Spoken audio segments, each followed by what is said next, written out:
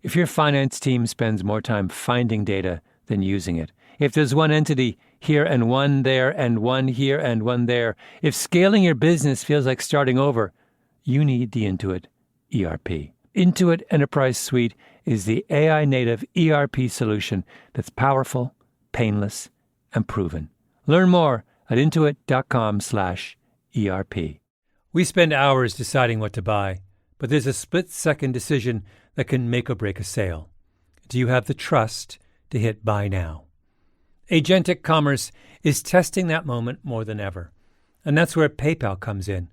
With 25 years of checkouts, 400 million consumer accounts globally, and the benefit of purchase and seller protection, all of which make sure wherever a purchase starts, it ends with trust. Built for payments, growth, and agentic. PayPal Open, built for all business. Visit paypalopen.com. Purchase and seller protections on eligible transactions only. Terms apply. See paypal.com/risk-management for details. Whatever your goal, trade, show, giveaways, client gifts, or team gear, 4imprint has the promo products to match. With thousands of options, from apparel and drinkware to tech and totes, it's easy to find the right fit for your brand and budget, with standout choices at every price point. And with their 360-degree guarantee, you can be 4imprint certain your order will show up just right, right on time. Explore more at 4imprint.com. 4imprint for certain.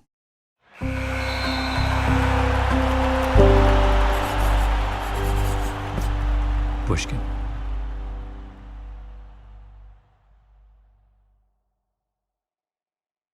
College Street tears around the clay circuit with the speed of the wind, increasing his lead with every stride. Also running on the About 4,000 athletes competed in the 1936 Olympic Games. But Jesse Owens is the one people remember. Next streak, Jesse Owens in the 100 meter. Jesse Owens starts moving. He's a yard or two out in front. Matt Camp is coming second up on him. Jesse Owens was born in Alabama, the son of a sharecropper. Self-effacing, soft-spoken, and an unbelievable athlete. In 1935, as a 21-year-old, he'd already set 3 world records in a single day, all in the same hour, with a bad back. The world's most superb runner makes the others look as if they're walking, as he wins the final and equals the world's record time. And in 1936, even the Germans were expecting something great from him. Now, Mr. Owens, how many gold medals do you hope to win? Wie viele Goldmedaillen wollen Sie eigentlich wegschleppen? It's the desire of every athlete to win a first place in the Olympic Games. In 1936, he was slated to compete in 3 events. And since I'm in 3 events, I hope to emerge with 3 victories. I hope. 100 meters, 100 meters, 200 meters, 200 meters, and broad jump. 100 meters, 200 meters, and the broad jump. Later, they added a 4th event, the 4x100 meter relay. He would win gold in all 4, the only person to win 4 gold medals in the Berlin Olympics. And that is why you know the name Jesse Owens. But it all could have turned out differently because of that broad jump. You've seen a broad jump before. Today it's called the long jump. And it's one of the more dramatic Olympic sports. The jumpers sprint down the runway, hit a takeoff board, and they look like they're flying. And then they land in a huge spray of sand. So, the morning of August 4th, 1936, 10:30 a.m., in the Reichssportfeld, it's the long jump qualifying rounds. Best jumpers go on to the final. Owens had just run his heat in the 200 meters. Immediately after, he headed over to the pit. It was the 3rd day of the Games, and by then he already had his first gold medal. So it was a surprise when he botched his first jump. By some accounts, he thought it was a practice run. No sweat though, he had 2 more tries. So he lined himself back up and started jogging down the runway. He took off and came up short. He had 1 jump left. If he screwed up that last jump, he'd have been out of the contest, and he'd have gone from being the only athlete to win 4 gold medals in 1936 to one of 3 athletes who'd won 3 golds, right up there with Conrad Frey and Hendrika Mastenbroek, who actually would have had more total medals than him. And I ask you, be honest, have you ever heard of Conrad Frey and Hendrika Mastenbroek? No. And probably, if he'd missed that final qualifying jump, you wouldn't have heard of Jesse Owens either. So after the first two misses, Owens was rattled. But then something miraculous happened. Something that changed the course of Jesse Owens' life and made him a legend. I'm Malcolm Gladwell. Welcome to Revisionist History, my show about things overlooked and misunderstood. In this episode, Ben Nadaf Hafrey and I are talking about one of the biggest stories to emerge from the Berlin Games. A story about two athletes making good on the promise of the Olympics. Cross-cultural understanding. Sportsmanship against all odds. A moment that became key to the Olympic mythology and to the legend of Jesse Owens. A powerful, incredibly important story that's hiding a very big secret.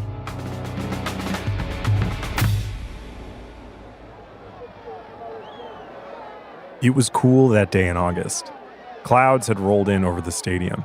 Around 100,000 people were in the stands watching. And America's most famous athlete, Jesse Owens, was screwing up. Badly. Which makes no sense. All he had to do was jump 7.15 meters to qualify. He already had a world record for jumping a meter farther than that. So what was going wrong? Malcolm and I decided to ask an expert. A legend, actually. It was about 10 years ago or so. The age was 65, I think. And I jumped further than my high school mark. Is that right? Yeah. And you're the first American to jump 57 feet. Yeah.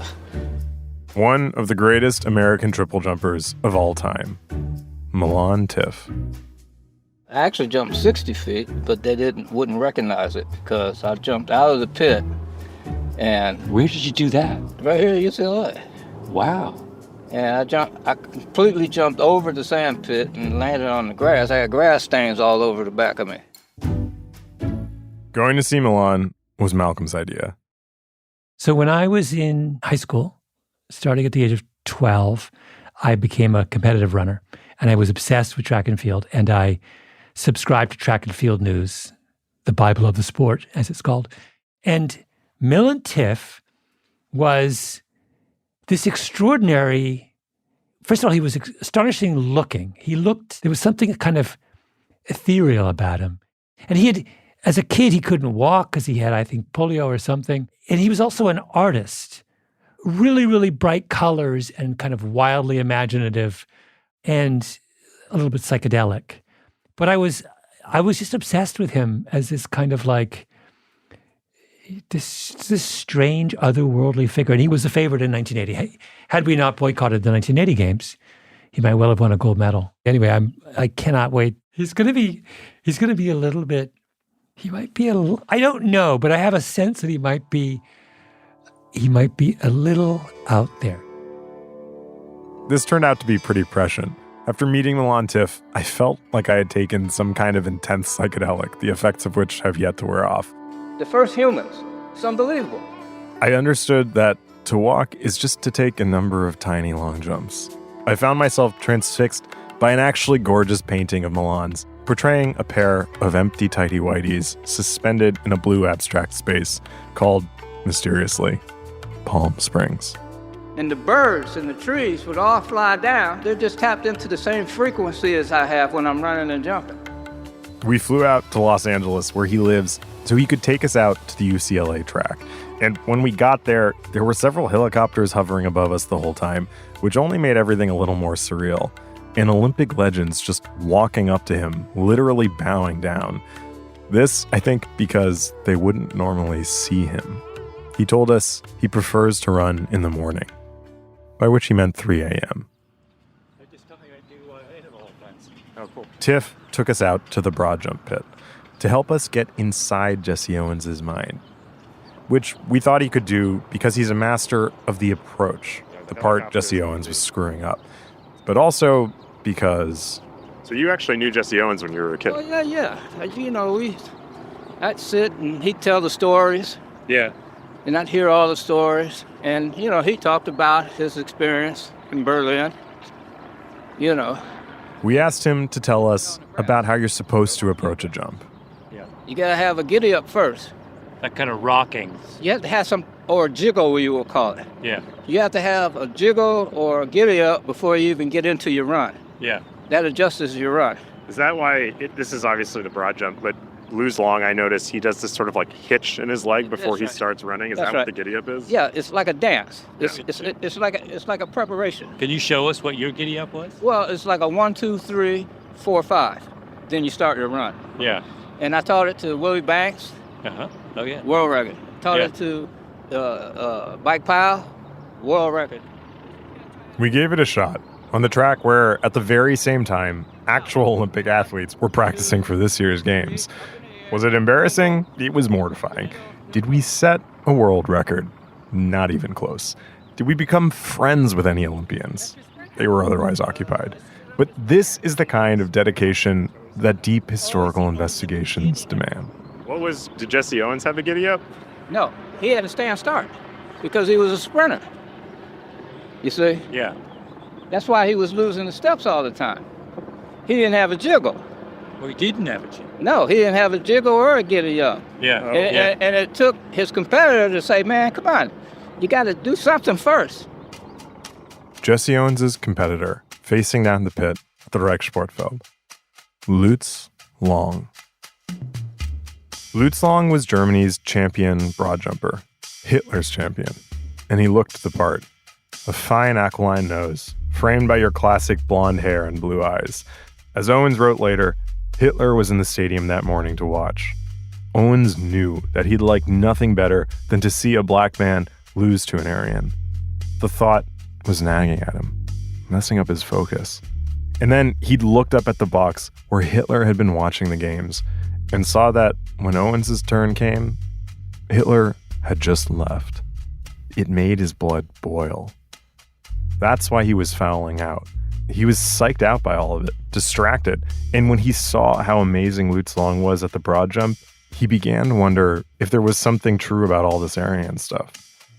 He was down to his last jump. And then came the miracle. In an autobiography he published in 1978, Owens wrote, "Suddenly I felt a hand on my shoulder. It was Luz Long." Look, there is no time to waste with manners. What has taken your goat? Obviously, we had to reenact this. I had to smile a little in spite of myself, hearing his mixed-up American idiom. Nothing, I said. You know how it is. He was silent for a few seconds. Yes, he said finally. I know how it is, but I also know you are a better jumper than this. Now, what has taken your goat? I laughed out loud this time, but I couldn't tell him above all. I glanced over at the broad jump pit. I was about to be called. Lutz didn't waste words, even if he wasn't sure of which ones to use. Is it what Reichskanzler Hitler did? He asked. I was thunderstruck that he'd say it. I started to answer, but I didn't know what to say. I see, he said. Look, we'll talk about that later. Now you must jump, and you must qualify. But how? I shot back. I have thought, he said. You are like I am. You must do it 100%, correct? I nodded. Yet you must be sure not to foul. I nodded again, this time in frustration. And as I did, I heard the loudspeaker call my name. Lutz talked quickly. Then you do both things, Jesse. You remeasure your steps, you take off 6 inches behind the foul board, you jump as hard as you can, but you need not fear to foul. All at once, the panic emptied out of me like a cloudburst. Owens jogged up to the line and laid a towel to mark where Long had told him to jump. He lined up on the runway, maybe wiped his hands on his jersey, and then he ran. 1 step, 2 steps, closer and closer to the pit. And then he hit that mark on the towel, leapt into the air. And when he finally got that, he qualified. And later that day, with Hitler back in the stands, in the medal event itself, World record. he set an Olympic record. And that's when Luz Long, the Aryan poster child who had just lost to Jesse Owens, hugged him in front of Adolf Hitler. And Hitler was pissed, man. But Long didn't just embrace him. According to Jesse Owens, later that night, they met up in the Olympic Village. The hours ticked on, and they stayed up late talking about their lives, the state of the world, and the uncertain future. Some kind of strange bond had been formed between the men that day, because then the next day, they did it again. And after that, again, and again, and again. Every single night of the games, they met up to talk. They became friends. The dream of the Olympics was real for them. They bridged an unbridgeable gap between two cultures, two races. Something unbreakable had bound them. After the games, when Owens was back in America and Luz Long was still in Nazi Germany, they wrote letters to each other. Even after Long was serving in the Wehrmacht, the Nazi army, back and forth across the Atlantic, for years. They kept coming until right before Luz Long was killed in the war. He was stationed in the deserts of North Africa. On some lonely desert hour, he sat down to write one last letter to his friend. I am here, Jesse, where it seems there is only the dry sand and the wet blood. I do not fear so much for myself, my friend Jesse. I fear for my woman who is at home and my young son Carl, who has never really known his father. My heart tells me, if I be honest with you, that this is the last letter I shall ever write. If it is so, I ask you something. It is something so very important to me. It is, you go to Germany when this war done, someday find my Carl, and tell him about his father. Tell him, Jesse, what times were like when we were not separated by war. I am saying, tell him how things can be between men on this earth.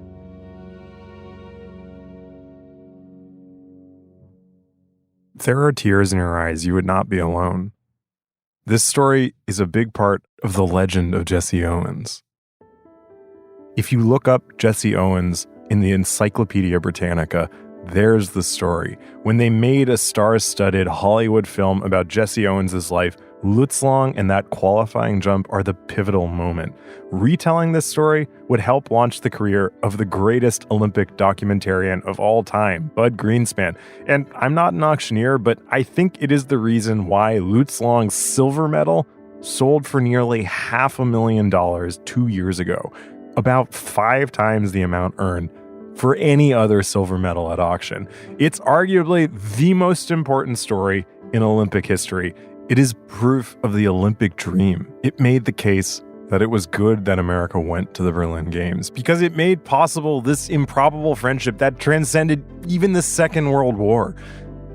A story that was just too good to be true.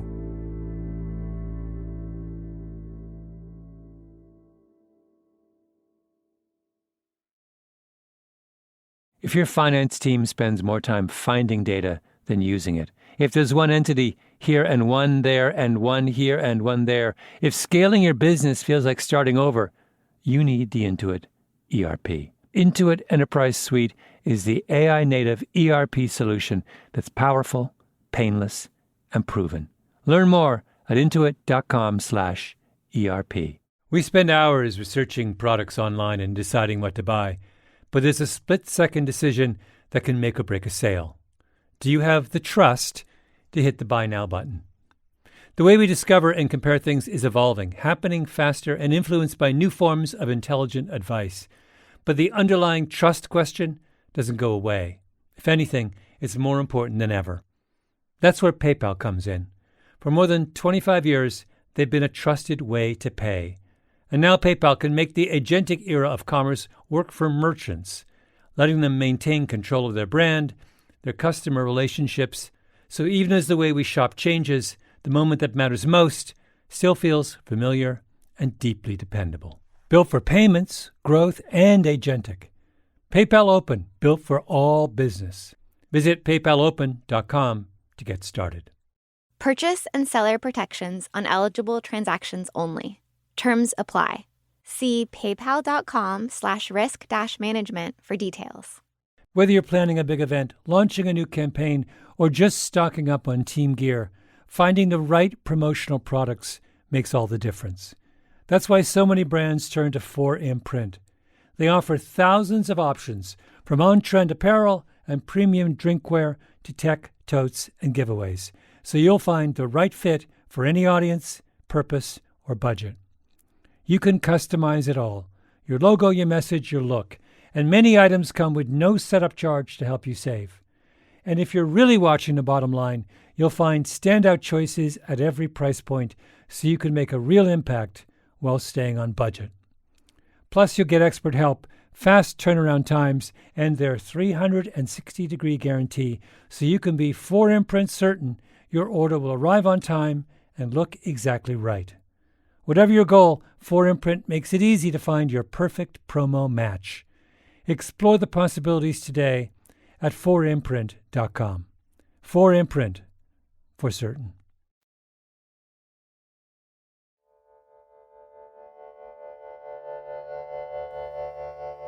This entire series, we've been telling stories about the way people made sense of having the Olympics in Nazi Germany. The distortions, the myths, and when I kept hearing about Jesse Owens' friendship with Luz Long, I thought, we gotta do an episode on this. Here's two people who saw each other clearly through all that moral fog. So I wanted to read more of what Owens and Long wrote to each other in those letters. I wrote to the Jesse Owens archive at the University of Ohio for copies of the letters, and they didn't have any. They suggested I write to the family, but they didn't have any either. It seemed strange to me that no one had kept them. So then I thought, maybe I'm just looking in the wrong country.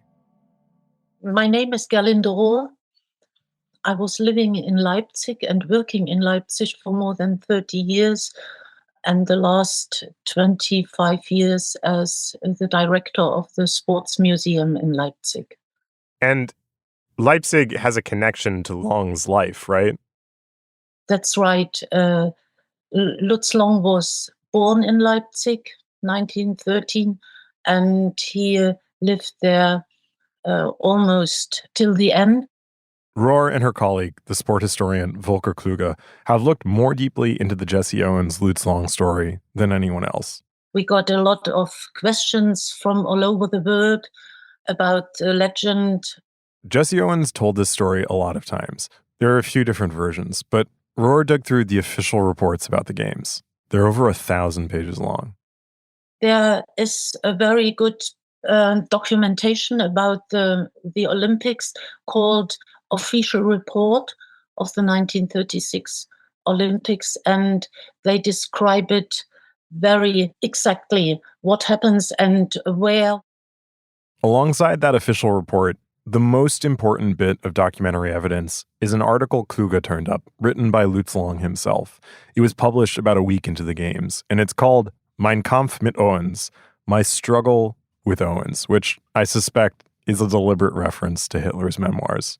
But homages to Hitler aside, the article was part of the surprisingly positive press coverage in Germany about Jesse Owens' win, including a series of photographs of Jesse Owens and Luz Long lying together in the grass of the Reichssportfeld, smiling. The photos are sometimes billed as having been taken after the competition, when Owens won and Long hugged him. Long's wearing a dark turtleneck sweater, and it looks like he's cracking a joke. Owens is beaming at him and wearing his Team USA crew neck. In the photo, they're so close, it almost looks like they're touching. They look like real friends. So Gerlinde Rohr and I turned our attention to that. So between the first three jumps and the final three jumps, these photographs were doing. Oh, so these photos are taken even before Jesse Owens wins the gold? Yes. Oh, yes. Wow. So it's prior. For sure. There's a good chance that photo was taken or at least commissioned by Leni Riefenstahl, the legendary filmmaker for the Third Reich.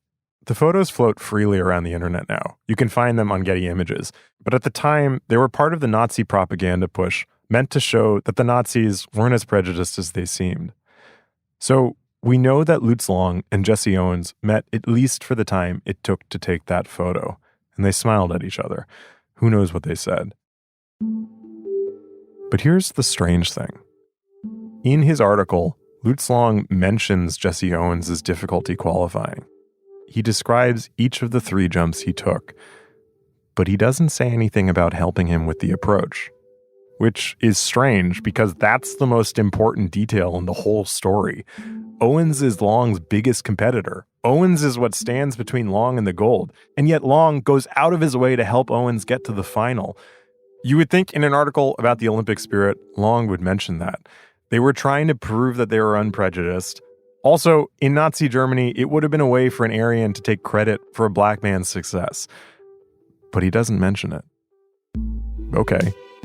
So maybe all the meaningful stuff happened in those long talks in the Olympic Village. What about those? I even think that it cannot be because Luz Long didn't live in the Olympic Village. Oh, really? He didn't live. I know from his family and from photographs and from a diary of his mother that after the opening of the Olympic Games, he went back home from Berlin to Leipzig. And did he go home to Leipzig after the broad jump? He would go home at the end of each day? No, not each day. After his competitions started, he lived in Berlin in another hotel. All right, so the long talks seem less likely, though there are 2 pieces of evidence that cut the other way. First, a few days after the broad jump, a newswire service wrote that, quote, something like a Damon and Pythias friendship has sprung up between Luz Long and Jesse Owens. Though I think that's just a reference to the hug on the field that all the reporters would have seen. But then there's an athlete who decades after the games claimed that she went out drinking in Berlin with Owens and Long. But Volker Kluge thinks the timing of her story is implausible given her event schedule. Also, I can't find any record of it in Owens' Olympic diaries. Owens is on the record saying, quote, I didn't get a chance to go out of the Olympic Village. In fact, I never did leave the village. The only time that I was ever out of the village was at the time when we went to the Olympic Stadium to compete. I mean, they had some intense schedules to keep. Actually, even Hitler couldn't keep up with their schedules. The Fuhrer liked to sleep late. He famously slept through a lot of D-Day. And probably for the same reason, he wasn't even in the stands the morning of the broad jump qualifiers, which is why it's not actually possible that he walked out on Owens. That leaves us with the letters. So then the final piece of the legend is these letters, these sort of beautiful letters that Luz Long writes to Jesse Owens from the front, from the battlefields of the war. And I've not been able to find any archival record of those letters. Have you? I asked his widow when she was living still in Hamburg, and she said there weren't letters we got to our address, and she never saw a letter from Jesse Owens. No one in the family knows about letters from Jesse Owens to Luz. Owens at one point cites 1939 as the date of Luz Long's last letter. He says that in it, Long writes about his wife and son. But Volker Kluge points out that Long didn't even marry his girlfriend until 1941. And by the way, his son wasn't born till then either. And okay, well then there's that other account featuring a letter from Long on the front lines of North Africa after he was married and after his son was born. Except he didn't serve in North Africa. He died in Sicily. Also, you couldn't even send letters from the Nazi front lines to American citizens. I mean, they were fighting a war against each other. So then they really wouldn't have been speaking really beyond the competition itself. So probably the moment they spoke was when they were taking those photos. The only time they met each other was during the long jump competition in the stadium. The only time. Never before and never after. I looked through Jesse Owens' diary from the 1936 games. In the back, he keeps a list of addresses, presumably of people he wants to write to. And there's no address for Luz Long in there. It was starting to look like this amazing Olympic story just wasn't true. But then I was left with a new question. If it's not true, how did it catch on? We'll be right back.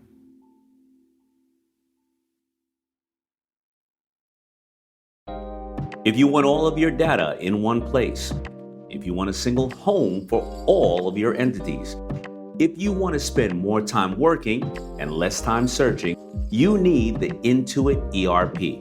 I know because I'm Damon John, and I run my growing business on Intuit Enterprise Suite, the AI native ERP that's powerful, painless, and proven. Learn more at intuit.com/ERP. We spend hours researching products online and deciding what to buy, but there's a split-second decision that can make or break a sale.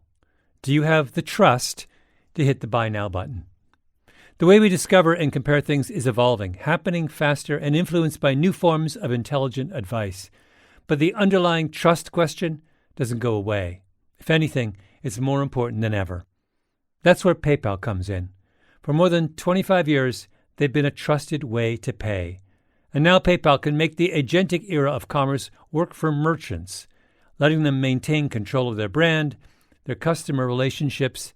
So even as the way we shop changes, the moment that matters most still feels familiar and deeply dependable. Built for payments, growth, and agentic. PayPal Open, built for all business. Visit paypalopen.com to get started. Purchase and seller protections on eligible transactions only.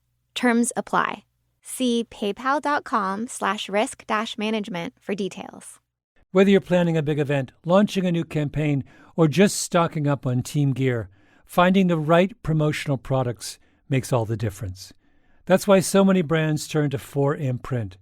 They offer thousands of options, from on-trend apparel and premium drinkware to tech, totes, and giveaways, so you'll find the right fit for any audience, purpose, or budget. You can customize it all: your logo, your message, your look. And many items come with no setup charge to help you save. And if you're really watching the bottom line, you'll find standout choices at every price point so you can make a real impact while staying on budget. Plus, you'll get expert help, fast turnaround times, and their 360-degree guarantee so you can be 4imprint certain your order will arrive on time and look exactly right. Whatever your goal, 4imprint makes it easy to find your perfect promo match. Explore the possibilities today at 4imprint.com. 4imprint, for certain. What are the ingredients of a good Olympic story? Well, I would start with the mathematics of the games, which are tremendously appealing from a storyteller's perspective, which is that you have I forgot how many sports, 50, going on simultaneously with athletes from all over the world. So you have an infinite number of stories to choose from. Like a farm system. It's a farm system. Storytelling. Yeah. So every year, a different one bubbles up. Mark Spitz, a dentist, wins 7 golds. Nadia Comaneci, a kind of beautiful waif from Romania. It's this kind of wonderful natural experiment in myth-making. It just has an enormous strategic advantage over the other big sports spectacles. World Cup, Super Bowl, those are monocultures. Yeah, I think that's totally true. And like in the myth-making thing, you have this ancient aura to it. Yes.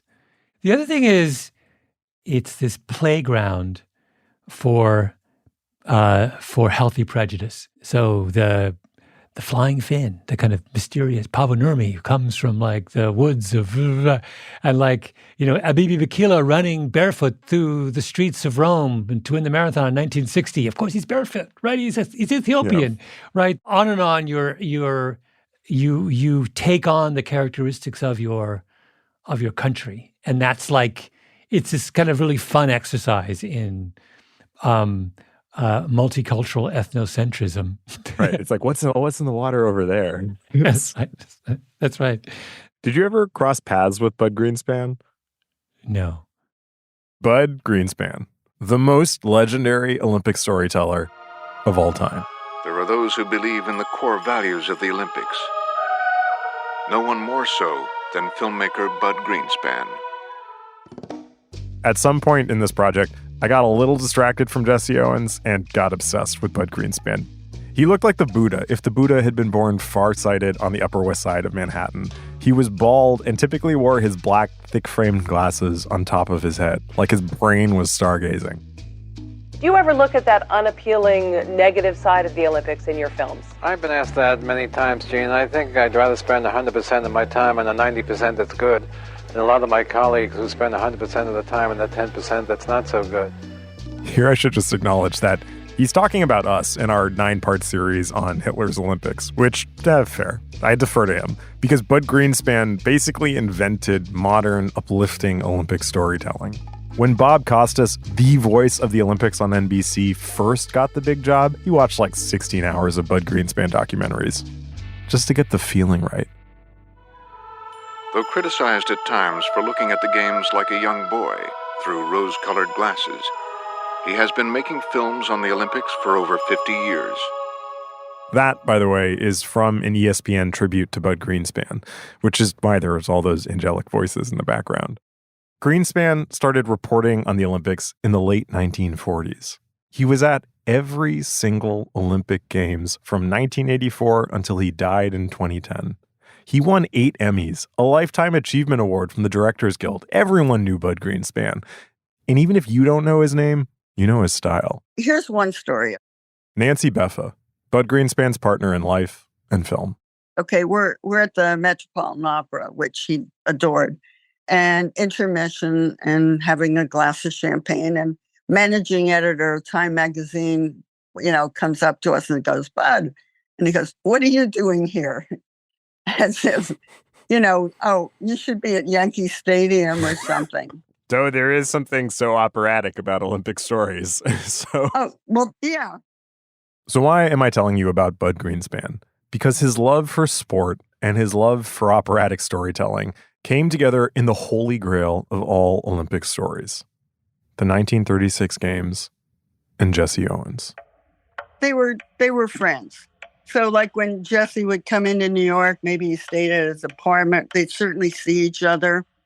I remember Bud telling me stories about how he would take Jesse out to dinner, and maybe it was like a tennis or racket club in New York City, and they were still segregated, but he talked his way into the dining room. And I remember the maitre d' told Bud, just as long as Jesse sits with his back to the door, the front door. In the 1960s, during the Civil Rights Movement, Greenspan got the idea for a film that fit the era. He convinced Jesse Owens to return to Berlin to shoot an hour-long TV documentary, to narrate it too. A lot of the film is made up of archival footage that Leni Riefenstahl shot of the games, but it's framed with these scenes of an older Jesse Owens in a suit, walking around the Reichssportfeld, and for one of the film's pivotal scenes, Bud Greenspan invited Luz Long's son Kai to meet Jesse Owens on the track. And that's when this happened. Carl, you probably don't know it, but your father was greatly responsible for my winning the broad jump in 1936. Well, Jesse, you've been a very important part of my life, and I've very often seen pictures from you and the photographs of my father.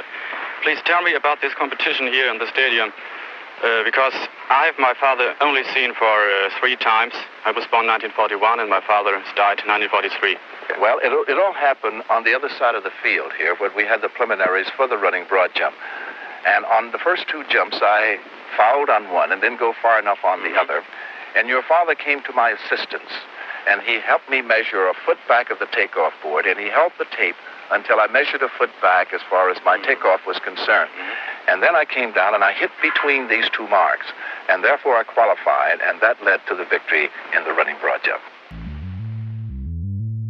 The film was a huge hit, and it was written, directed, and produced by Bud Greenspan. So I figured case closed. Greenspan took that hug on the field, and he just made up the rest of the myth about Luz Long. But Nancy Beffa said, not so fast. Bud Greenspan believed that story because he'd heard it from Jesse Owens. But going back, why did he make it up? I don't know. I can't really speculate on that particular thing. But obviously, you need a storyteller and then a recipient. So people must have wanted to hear that story, and the notion, so I don't know. And Bud, most important thing was, until he died, didn't know that Jesse made up that story. The story came from Jesse Owens, and he'd first told it long before he made that film in the 1960s. Kai Long had first heard it from Jesse Owens, too, a decade earlier. When I first talked to Kai Long, he said for him it was a completely unexpected situation. Again, sport historian Gerlinda Rohr. He was 10 years at the time when Jesse Owens came to Germany. And suddenly Kai Long was in a lot of journalists and photographs, and he didn't know what happened because he couldn't remember his father. He was only 2.5 years old when Luz Long had to leave the family for the war. And so it was a completely new situation for this young boy. Of course, he believed it because he didn't know what really happened. He couldn't ask his father, never. Gerlinda told me that as Kai Long grew older and reporters kept asking him about Jesse Owens and his father, Kai started to wonder about the myth, which eventually had begun to involve Kai too. In a TV interview, Owens said that Kai had his letters to Lutz in a scrapbook. In 1951, I had the privilege of meeting his son, and after showing the pictures and letters that he had in the scrapbook that I had written his father, well, as a result of that, today I am now... There is no evidence that that's true. Kai published a book in 2015 about his father full of family photos and documents. It's in German and impossible to find, but the publisher sent me a copy, and there are just no letters from Owens to Long in it. Surely if Kai had those letters in that scrapbook, he'd have included them in this book. And so he started to think about what's the truth and what really happened when he was an adult. And he was asked all the time from journalists. And when he told them, oh, maybe it couldn't be, or there aren't letters. To me, he said, I can tell what I want. They want to hear the legends. And so he said once to me, oh, Mrs. Rohr, isn't it nice for people to live with this story? Do you want to destroy this story? Honestly, I don't want to destroy this story. And let me say again, a meaningful part of it is clearly true. Luz Long and Jesse Owens were true sportsmen. They were good to each other on the field. But this whole series we're doing is about what happens when we fail to see the truth of what is right before our eyes. And this legend of the Owens-Long friendship has started to seem to me like one of the biggest examples of failing to see what's right before you. First, because in so many ways it doesn't add up. And second, because it doesn't just involve one or two daffy members of the IOC, but so many of us, for a long time now. But why would Jesse Owens make this up? The truth, at last, next week.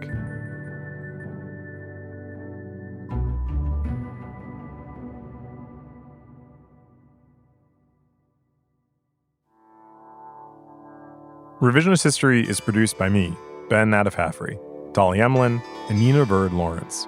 Our editor is Sarah Nix.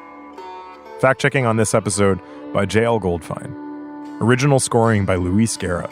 Mastering by Sarah Berger and Jake Korsky. Engineering by Nina Bird Lawrence. Our executive producer is Jacob Smith. Special thanks to Karen Shakurji, Rufus Wright, who read the excerpts of Jesse Owens' autobiography, and J.D. Landis. I'm Ben Nadafafri.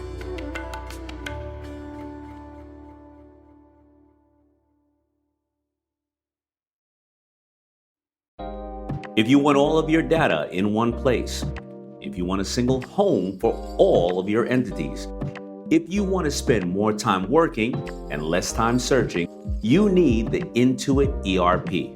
I know because I'm Damon John, and I run my growing business on Intuit Enterprise Suite, the AI native ERP that's powerful, painless, and proven. Learn more at intuit.com/ERP. We spend hours deciding what to buy, but there's a split-second decision that can make or break a sale. Do you have the trust to hit buy now? Agentic commerce is testing that moment more than ever. And that's where PayPal comes in. With 25 years of checkouts, 400 million consumer accounts globally, and the benefit of purchase and seller protection, all of which make sure wherever a purchase starts, it ends with trust. Built for payments, growth, and agentic. PayPal Open, built for all business. Visit PayPalOpen.com. Purchase and seller protections on eligible transactions only. Terms apply. See paypal.com/risk-management for details. A BetterHelp ad. Have you ever had so many tabs open that your computer starts slowing down? 10 for work, 5 for family, 1 for that thing you've been meaning to figure out. 20 more are running quietly in the background. Life can feel like that too. According to BetterHelp's 2026 State of Stigma report, 85% of Americans say getting support is a smart thing to do. Yet 74% say society still discourages people from asking for help. And more than 3 in 4 Americans reported symptoms of anxiety or depression in the past 2 weeks. Therapy can help you sort through what's taking up space and attention. With BetterHelp, you can connect with a licensed therapist online on your schedule. You'll be matched based on your needs, and you can switch therapists anytime. In fact, 69% of BetterHelp users showed meaningful improvement in anxiety and depression. Maybe it's time to close a few tabs. Visit BetterHelp.com. That's better, HELP.com.